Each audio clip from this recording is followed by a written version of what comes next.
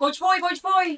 Oh, Bakit may mga taong nag-i-stay sa unhealthy relationship or abusive relationship? magandang tanong yan.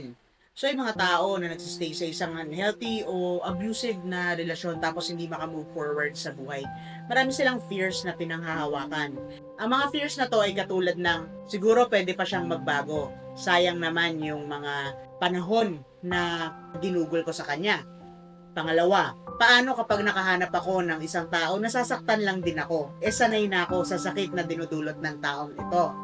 Pangatlo, is paano na lang ako makaka-move on kung wala yung asawa ko? Paano ako kikita? Paano ako magtatrabaho? Marami pang mga dahilan kung bakit hindi makaalis ang isang tao sa isang abusive o toxic na relationship. Ang mahalaga ay maintindihan natin kung ano talaga ang pinanggagalingan ng mga takot o pangambang ito. Ang isang abusive relationship ay maaaring masolusyonan kung dalawang panig ang magtutulungan.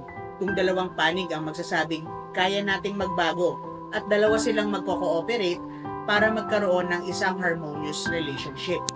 Ganun pala yun. Ganun yun. Ako si Paul Dilara, ngayong Certified Trauma and Resilience Life Coach.